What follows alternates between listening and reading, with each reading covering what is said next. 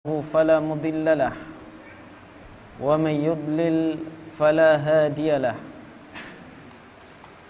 وأشهد أن لا إله إلا الله وحده لا شريك له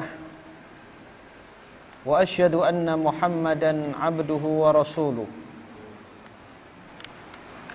يا أيها الذين آمنوا اتقوا الله حق تقاته ولا تموتن إلا وأنتم مسلمون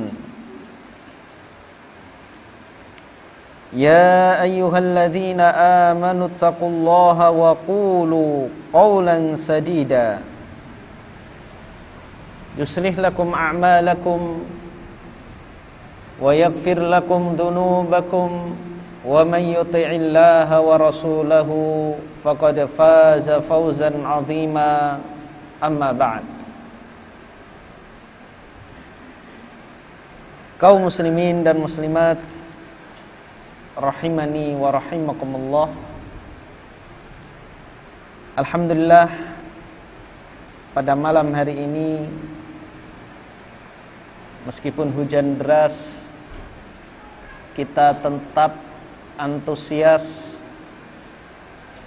tetap semangat dalam menuntut ilmu. Mudah-mudahan Allah Subhanahu wa taala melipat gandakan amal kebajikan kita di malam hari ini.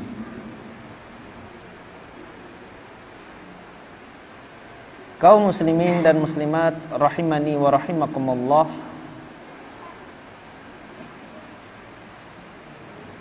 Semua manusia memiliki tujuan yang sama. Dengan berbagai macam profesi dan aktivitas mereka, sejatinya mereka memiliki tujuan yang sama. Apa tujuan semua manusia? Tujuan hidup manusia, baik yang mukmin maupun yang kafir, yang saleh maupun yang fajir, semuanya menginginkan hidup bahagia. Siapapun, dimanapun, kapanpun, manusia ingin bahagia. Dan terkadang untuk meraih kebahagiaan ini mereka rela untuk sengsara, rela untuk sengsara demi menggapai kebahagiaan.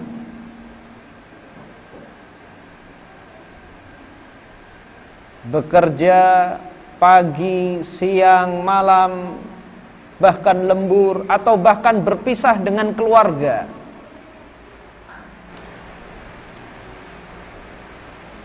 Orang menjadi tenaga kerja ke luar negeri,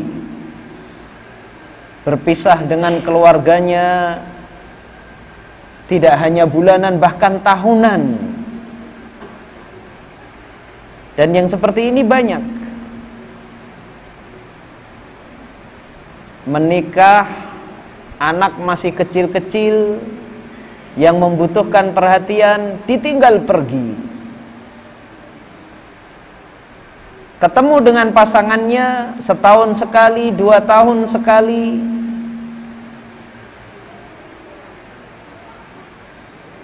Ketika masih bugar, ketika masih segar, jarang kumpul dengan pasangan. Kapan berkumpulnya? Ketika sudah usia senja, sudah jadi kakek-kakek dan nenek-nenek, baru berkumpul. Kalau ditanya kenapa rela berkorban sedemikian rupa, ingin bahagia, Jadi apapun profesi manusia, apapun aktivitasnya, menginginkan hidup bahagia. Dan tidak jarang orang yang sudah berkorban sedemikian rupa tidak sempat meraih kebahagiaan yang ia cari. Lalu apa dan bagaimana bahagia di dalam Islam? Bahagia yang hakiki adalah kebahagiaan di dalam hati. Seorang jika lapang dada, hatinya merdeka,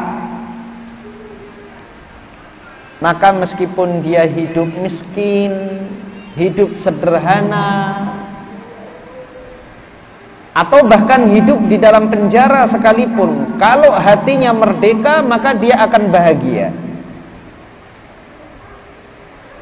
Sebaliknya,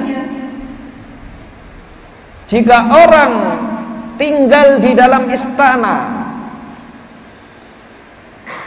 fasilitas megah dan wah, tapi hatinya terpenjara, maka dijamin dia tidak akan mampu merasakan kebahagiaan hidup. Ini econya bisa dihilangkan nggak? Suara mantulnya bisa dihilangkan?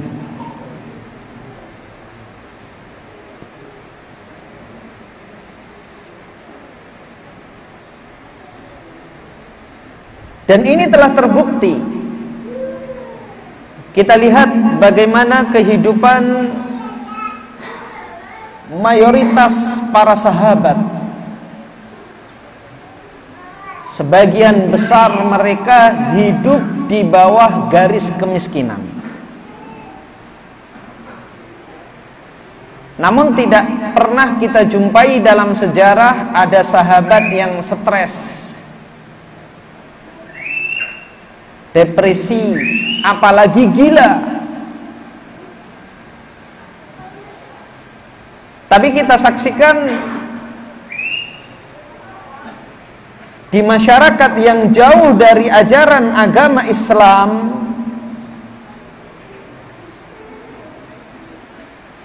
bahkan di negara-negara maju,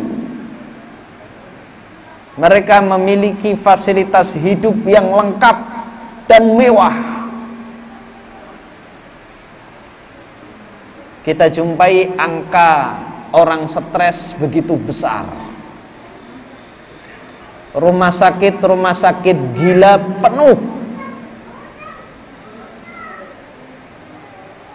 Apapun permasalahan yang mereka hadapi berpotensi membuat mereka gila. Padahal kalau kita teliti, permasalahannya tidak berat-berat amat.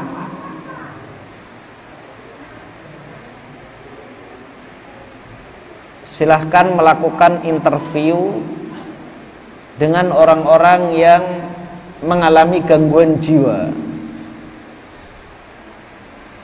Kalau di awal-awal terjadi gangguan, masih bisa kita interview, kita tanya. Tapi kalau sudah lama,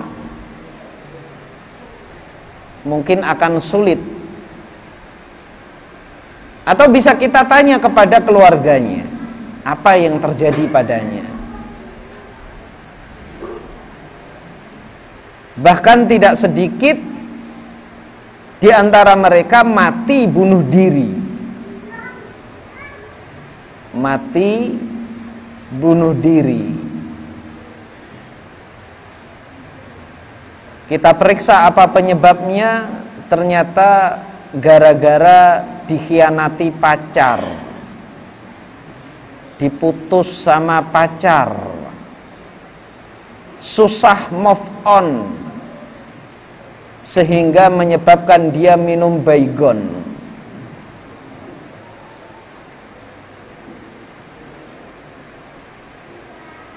Jika dibanding permasalahan-permasalahan mereka dengan permasalahan-permasalahan yang dihadapi oleh para sahabat, jauh, tidak ada apa-apanya.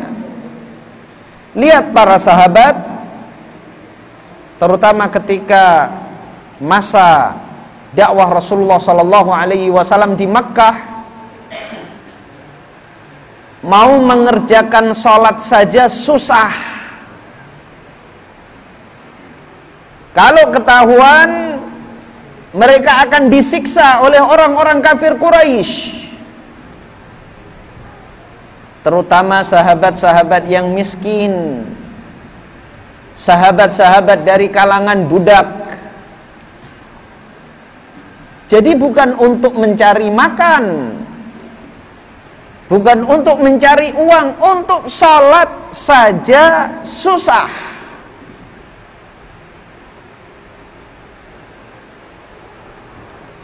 Kemudian mereka hijrah yang pertama kali ke negeri Habasyah, negeri yang berbeda dengan lingkungan asal mereka. Hijrah ke Afrika,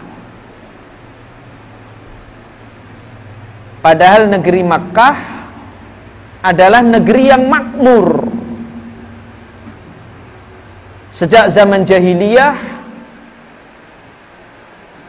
manusia, kabilah-kabilah Arab datang ke Makkah untuk menunaikan ibadah haji. Karena ibadah haji adalah ibadah yang disyariatkan oleh Allah sejak zaman Nabi Ibrahim dan diwarisi oleh bangsa Arab.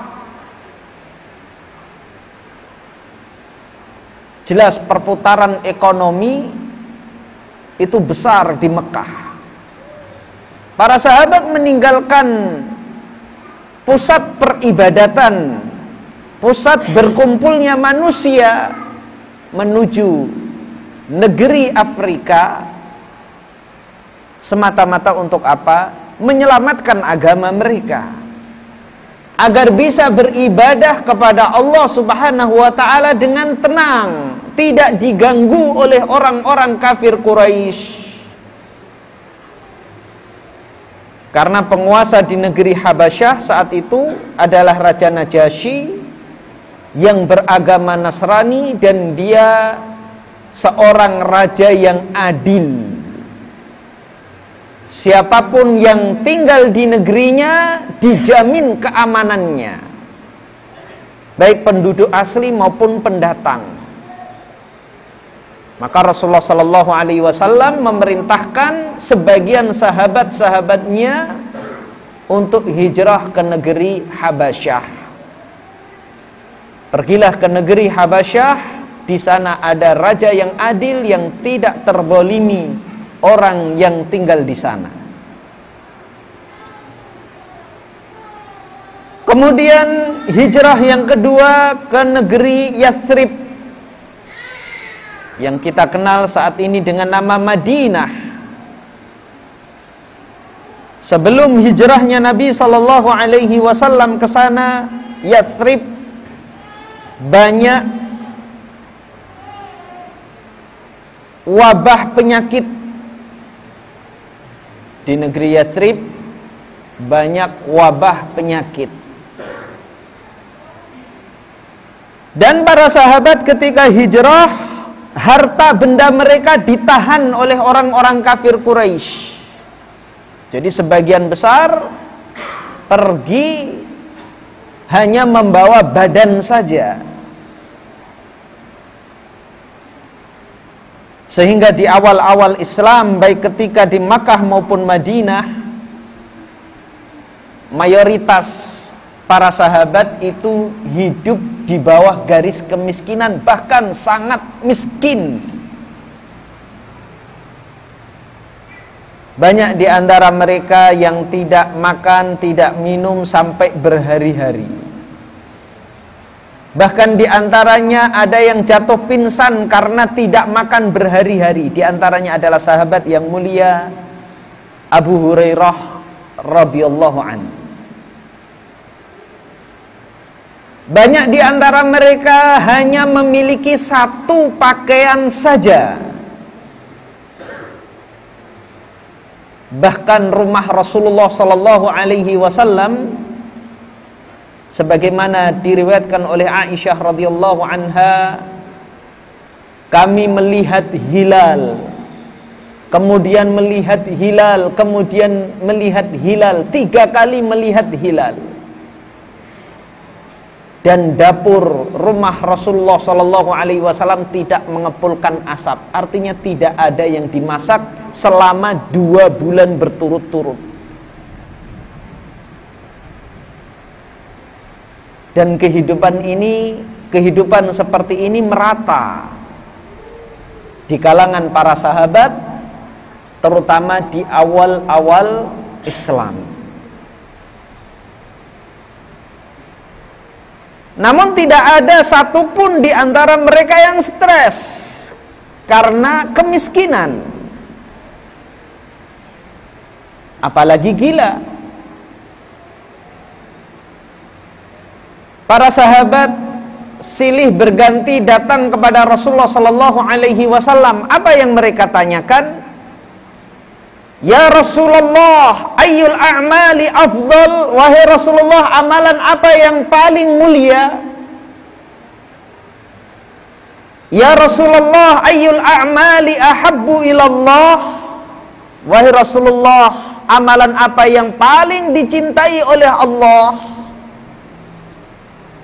Jadi yang mereka risaukan, yang mereka pikirkan hanyalah bagaimana mereka bisa menjadi hamba-hamba yang mulia, hamba-hamba yang dicintai oleh Allah Subhanahu wa ta'ala. Jadi yang mereka pikirkan, amalan apa yang bisa mereka lakukan sehingga mereka bisa dicintai oleh Allah.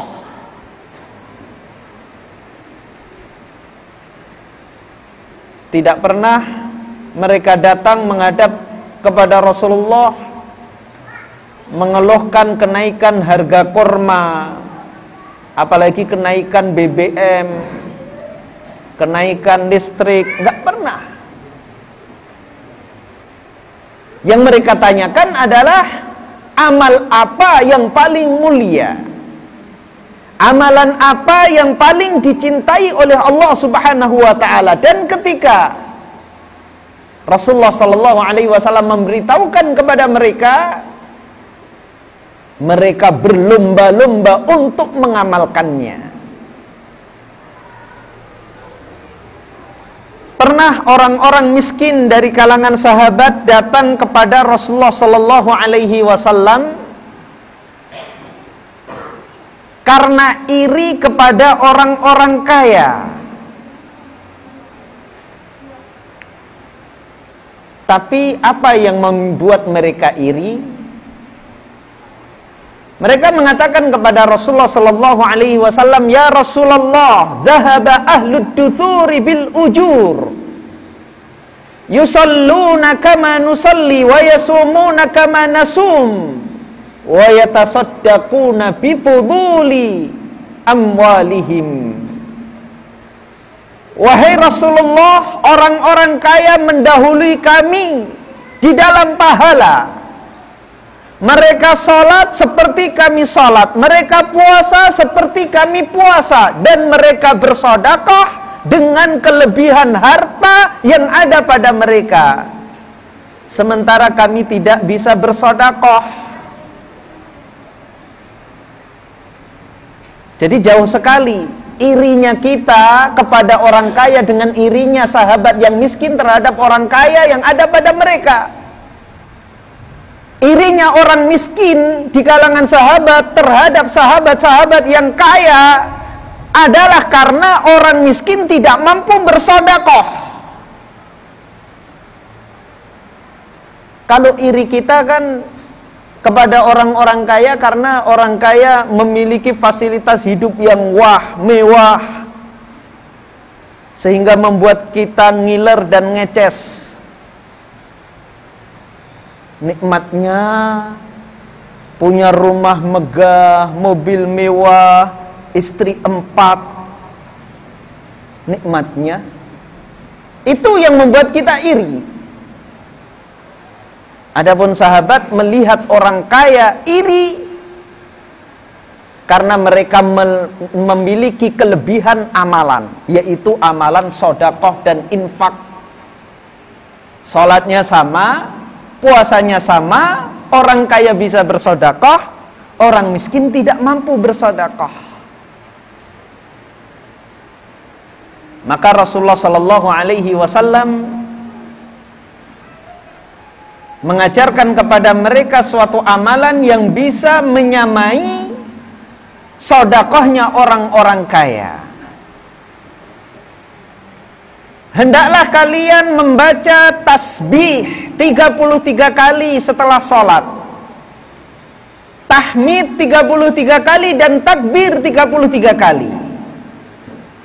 Maka itu semuanya akan menyamai pahala sedekah mereka.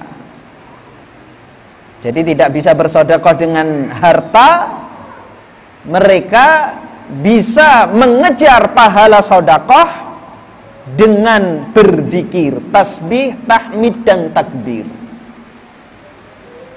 Maka orang-orang miskin segera untuk bisa mengejar pahala sedekah orang-orang kaya, mereka berzikir ketika setiap selesai sholat. Orang-orang kaya dari kalangan sahabat mengetahui amalan tersebut, mereka pun meniru, nggak mau kalah. Maka orang-orang miskin pun lapor lagi kepada Rasulullah, gimana ini? Sholat sama, puasa sama, mereka sedekah, kita berzikir, mereka ikut zikir juga. Mereka menghadap kembali kepada Rasulullah sallallahu alaihi wasallam, wahai Rasulullah, orang-orang kaya melakukan seperti apa yang kami lakukan. Baru ketika itu Rasulullah sallallahu alaihi wasallam mengatakan, dzalika fadlullahi yu'tihi may yasha'u min ibadihi. Itu adalah karunia Allah yang diberikan kepada siapa saja yang dikehendaki oleh Allah Subhanahu wa taala dari hamba-hambanya.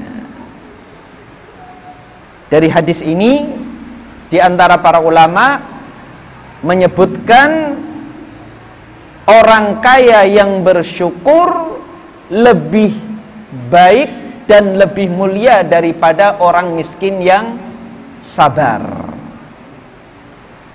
Kenapa demikian? Karena orang kaya yang bersyukur mendapatkan kelebihan pahala, yaitu pahala infak dan sedekahnya.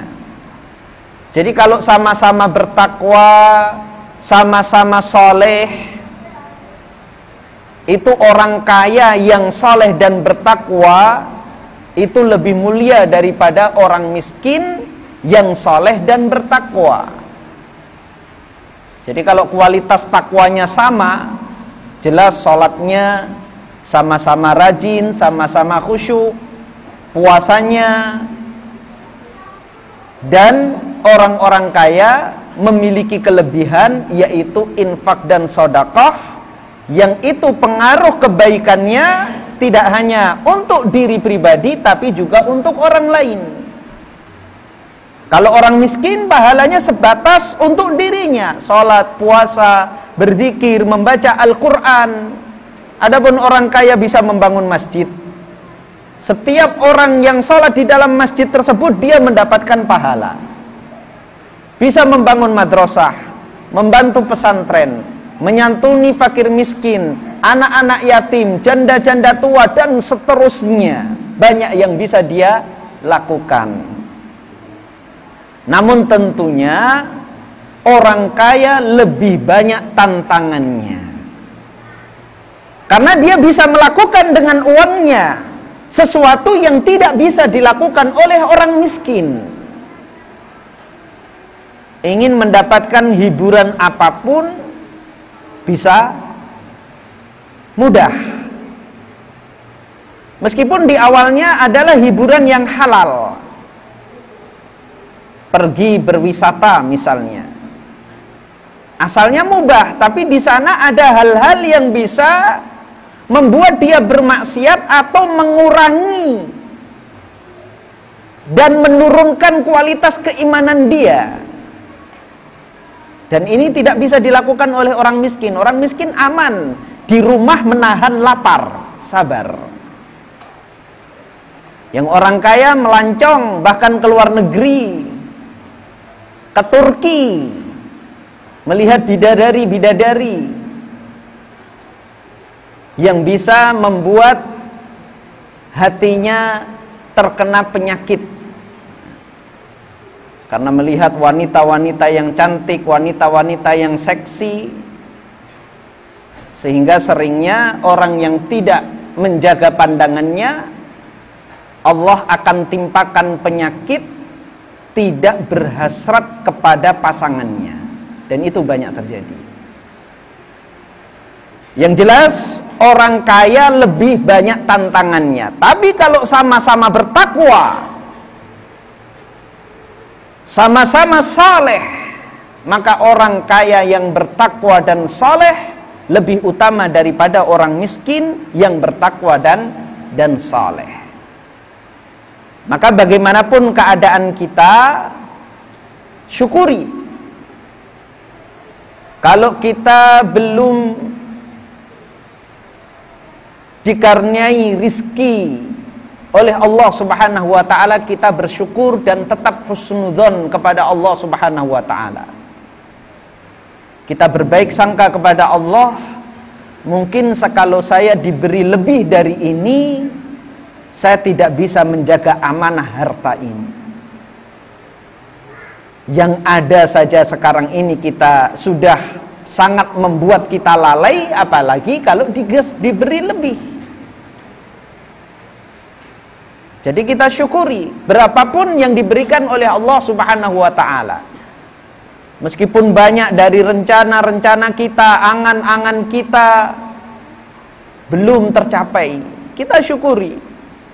Mungkin kalau Allah memberi yang lebih dari yang saat ini, kita tidak bisa menjaga amanah harta tersebut. Demikian juga ketika Allah Subhanahu wa ta'ala mengaruniakan rizki kepada kita, dilapangkan rizki untuk kita,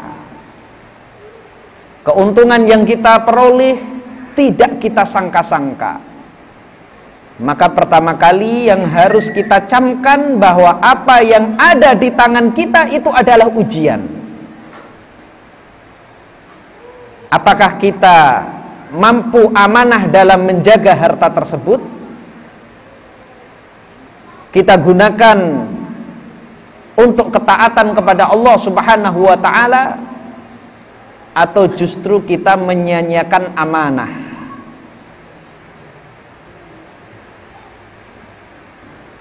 Jadi para sahabat, baik yang kaya maupun yang miskin, mereka semua bahagia. Karena kebahagiaan itu ada pada jiwa, ada di dalam hati. Oleh karena itu penting bagi kita menyucikan jiwa kita, membersihkan hati kita. Allah Subhanahu wa ta'ala berfirman, qad aflaha man tazakka, qad aflaha man zakkaha, sungguh telah beruntung, telah bahagia orang-orang yang mensucikan jiwanya.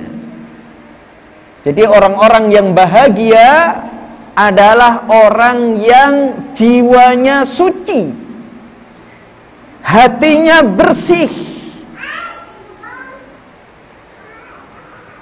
Syekhul Islam Ibnu Taimiyah mengatakan surga itu ada dua, surga dunia dan surga akhirat. Barang siapa yang tidak bisa memasuki surga dunia, maka dikhawatirkan kelak dia tidak akan memasuki surga akhirat. Apa surga dunia? Tiada lain adalah ketenangan jiwa.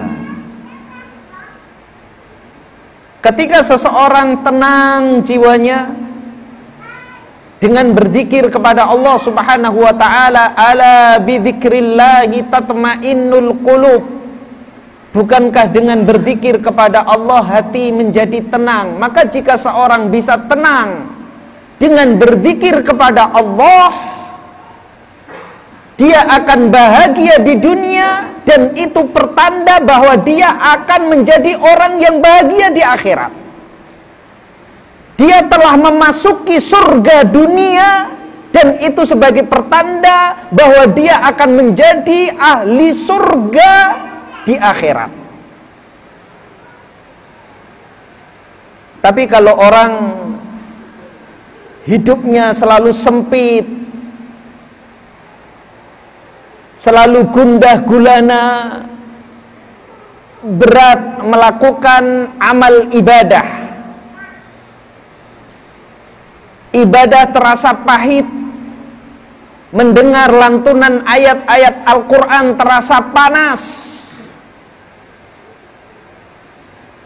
dia sengsara di dunia, maka bisa jadi ini adalah pertanda dia tidak akan bahagia kelak di akhirat. Allah Subhanahu wa ta'ala berfirman di dalam surah Al-Lail, inna sa'yakum lasyatta. Sungguh usaha kalian berbeda-beda. Fa amma man a'ta wattaqa wa saddaqa bil husna fasanuyassiruhu lil yusra.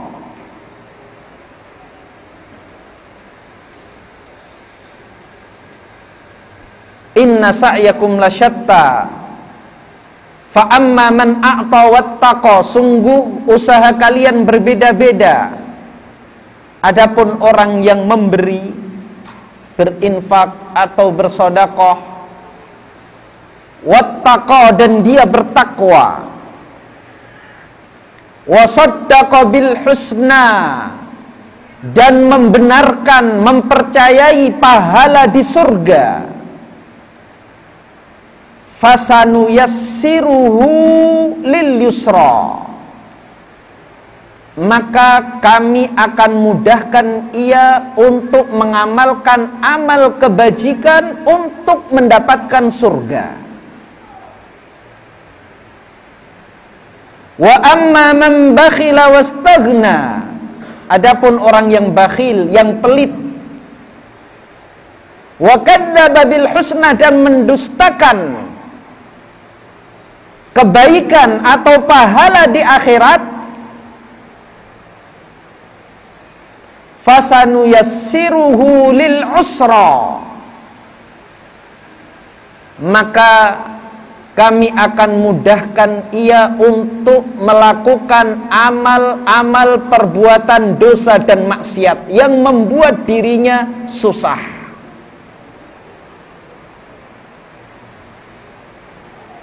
Jadi kedua ayat ini,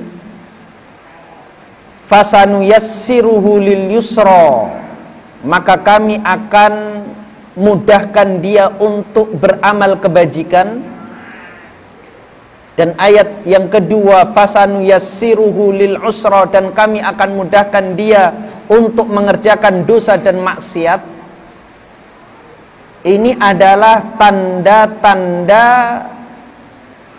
seseorang apakah dia kelak menjadi penduduk surga atau neraka.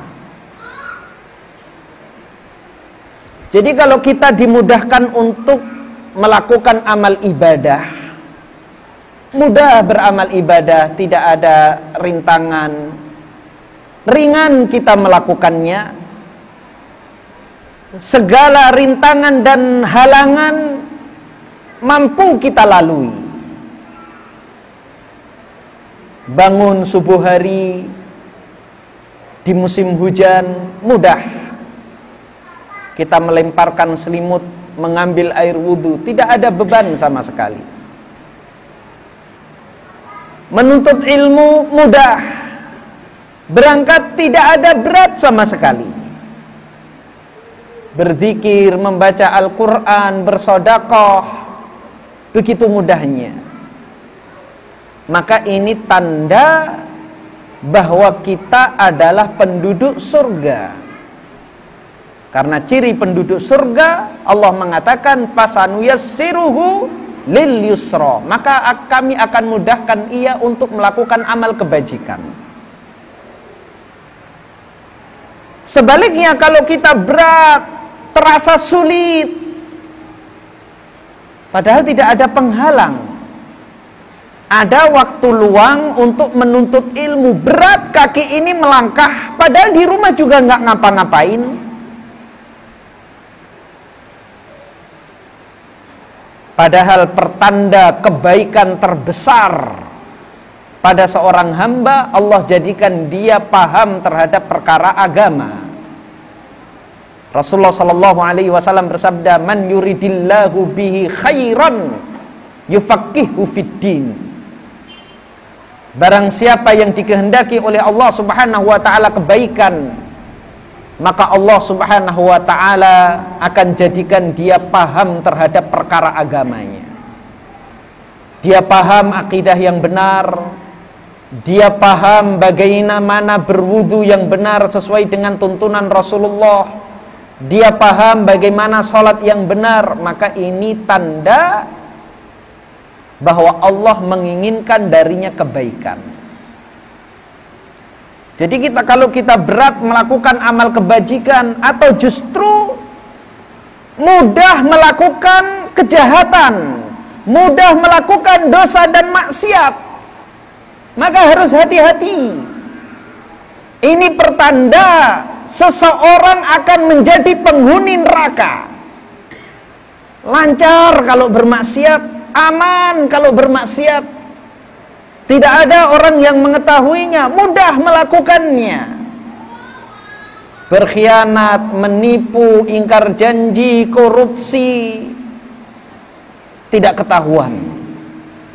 Melakukan kejahatan-kejahatan besar, santai saja, tidak pernah ada yang mengusik.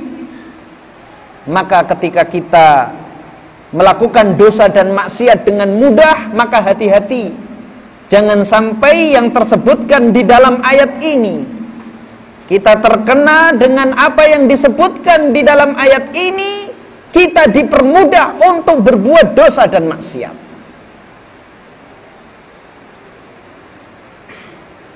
Maka sekali lagi, kebersihan jiwa itu penting. Karena dengan bersihnya jiwa kita akan mendapatkan kebahagiaan yang hakiki, baik di dunia maupun di akhirat. Oleh karena itu penting bagi kita menyucikan jiwa kita. Di sini kita akan bahas 4 amalan utama untuk menyucikan jiwa kita.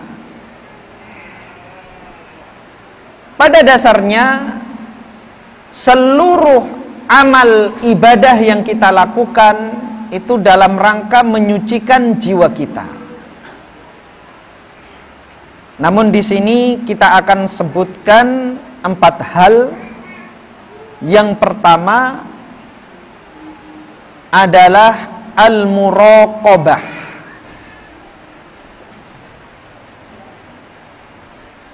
Yang kedua adalah al-mujahadah.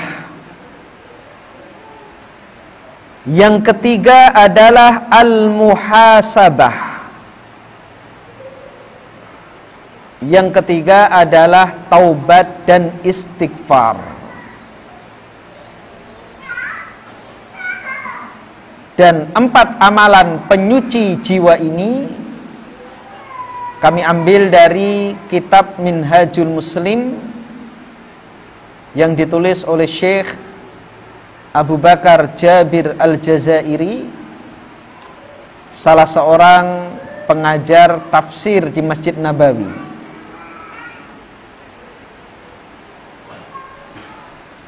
Kita bahas satu persatu dari 4 amalan penyuci jiwa ini.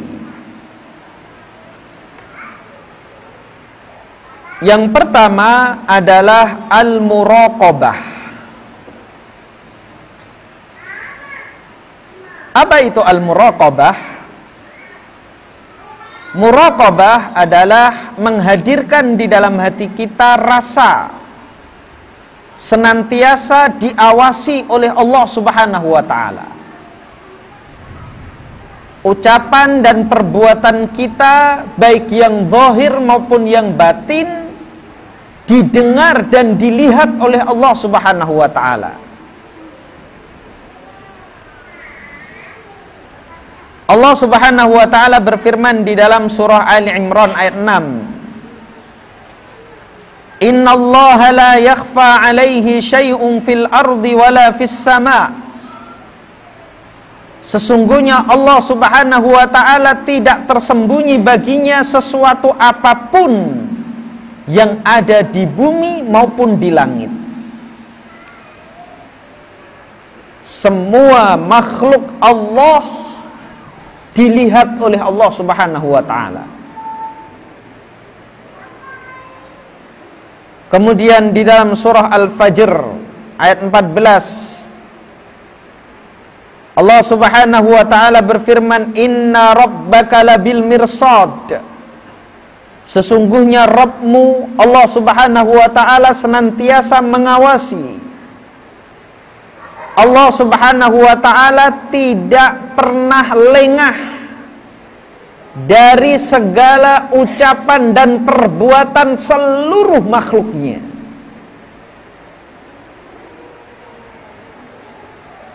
Kemudian di dalam surah Ghafir ayat 19, Allah Subhanahu wa ta'ala berfirman, Ya'lamu kha'inatal a'yuni wa ma tukhfis sudur. Allah Subhanahu wa ta'ala mengetahui mata-mata yang berkhianat,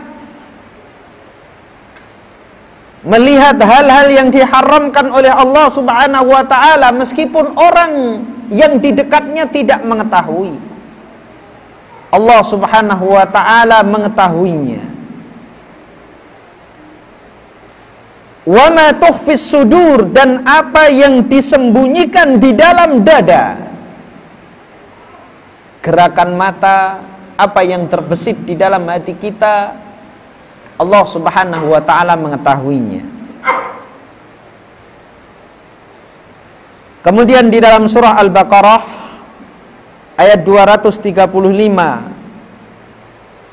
Allah Subhanahu wa ta'ala berfirman, wa'lamu annallaha ya'lamu ma fi anfusikum fahdharuh. Dan ketahuilah bahwasanya Allah Subhanahu wa ta'ala mengetahui apa yang ada pada diri-diri kalian. Maka berhati-hatilah kalian. Dan masih banyak lagi ayat-ayat dan hadis-hadis Nabi sallallahu alaihi wasallam yang menunjukkan bahwasanya Allah Subhanahu wa ta'ala maha mengetahui segalanya. Lalu bagaimana menghadirkan rasa ini di dalam hati kita? Silahkan azan dahulu.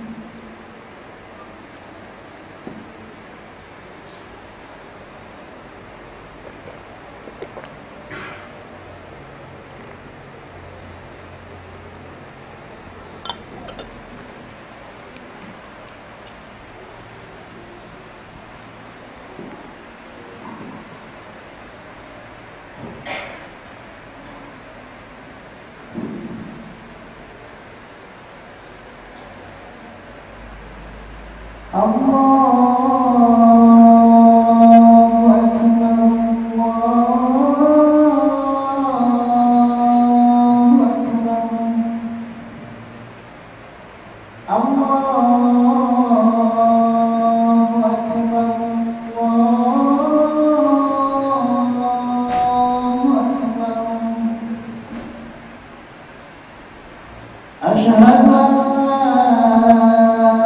ilaha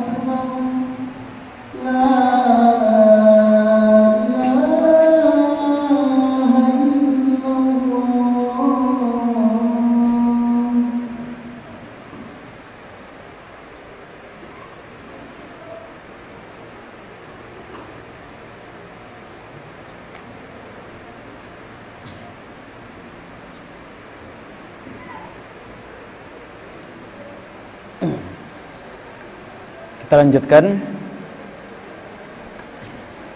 Untuk menghadirkan muraqabah, yang pertama adalah dengan membaca ayat-ayat Al-Quran dengan mentadaburinya. Tidak hanya sekedar membaca. Ketika kita renungi, kita hayati, maka pasti akan hadir di dalam hati kita muraqabah, terutama ayat-ayat tentang kebesaran Allah Subhanahu wa taala. Di juz-juz yang terakhir adalah ayat-ayat yang paling banyak menyebutkan tentang kebesaran Allah Subhanahu wa taala. Kalau di juz-juz awal kebanyakan adalah permasalahan hukum. Kalau juz-juz terakhir yang paling banyak adalah tentang kebesaran Allah Subhanahu wa taala serta kejadian di alam akhirat. Kejadian hari kiamat.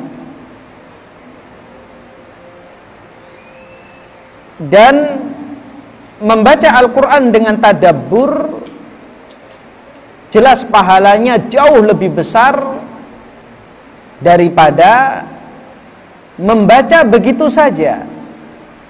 Bahkan di antara salaf mengatakan, aku membaca satu ayat dengan tadabbur lebih aku sukai daripada menghatamkan Al-Quran tapi tidak tadabbur. Karena kualitas iman kita ini akan meningkat jika kita memahami apa yang kita baca dari ayat-ayat Al-Quran.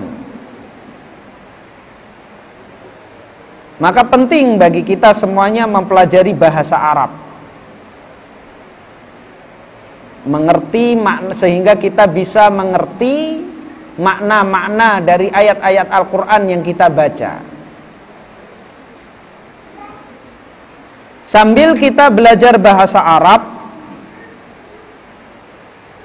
di zaman sekarang alhamdulillah banyak sarana dan fasilitas untuk kita memahami dan mengetahui makna dari ayat-ayat Al-Quran. Hampir seluruh kitab-kitab tafsir yang terkemuka itu sudah diterjemahkan ke dalam bahasa Indonesia. Maka hendaknya kita membeli salah satu tafsir tersebut. Ada tafsir Ibnu Katsir, Asy-Syafi'i, ada tafsir At-Tabari, ada tafsir As-Sa'di, Dan yang paling ringan, yang paling pendek adalah tafsir As-Sa'di. Tafsir Ibnu Katsir itu panjang. Meskipun jelas berbeda orang yang membaca tafsir terjemahan dengan kitab aslinya. Karena memang banyak kalimat di dalam bahasa Arab tidak terwakili dengan bahasa Indonesia. Maka sering sekali penerjemah menggunakan bahasa yang mewakili. Atau kalau sulit diterjemahkan maka akan menjelaskannya secara makna. Namun tentunya ini jauh lebih baik daripada tidak sama sekali. Maka selain kita mengejar khataman Al-Quran, maka kita juga memiliki program memahami ayat-ayat Al-Quran meskipun satu ayat satu hari. Satu ayat satu hari. Meskipun hanya qul huwallahu ahad. Ini tentang kebesaran Allah Subhanahu wa taala. Allahus samad. Lam yalid walam yulad walam yakul lahu kufuwan ahad. Ayat yang pendek. Namun apa kata Rasulullah sallallahu alaihi wasallam? Dia menyamai sepertiga Al-Qur'an. Karena surah Al-Ikhlas namanya surah Al-Ikhlas. Di situ disebutkan kebesaran Allah Subhanahu wa taala. Maka jika kita memahami makna dari surah Al-Ikhlas, pasti akan hadir di dalam hati kita pengagungan kepada Allah Subhanahu wa taala, dan akan hadir di dalam hati kita otomatis muraqabah, merasa senantiasa diawasi oleh Allah Subhanahu wa taala. Jadi cara yang pertama adalah dengan membaca ayat Al-Quran dan mentadaburinya, tidak asal membaca. Kemudian hadir di majelis-majelis taklim tafsir. Alhamdulillah malam Ahad ada kajian tafsir di Masjid Syarifah Salihah. Kita bisa menghadirinya. Meskipun satu pertemuan hanya 2-3 ayat, maka jelas ini akan meningkatkan keimanan dan ketakwaan kita. Waktunya habis. Insyaallah kita akan lanjutkan pada pertemuan yang akan datang. Kita memohon kepada Allah Subhanahu wa taala agar senantiasa mengaruniakan kepada kita ilmu yang bermanfaat, amal yang soleh, dan mudah-mudahan kita semuanya mati menghadap Allah dalam keadaan husnul khatimah. Assalamualaikum warahmatullahi wabarakatuh.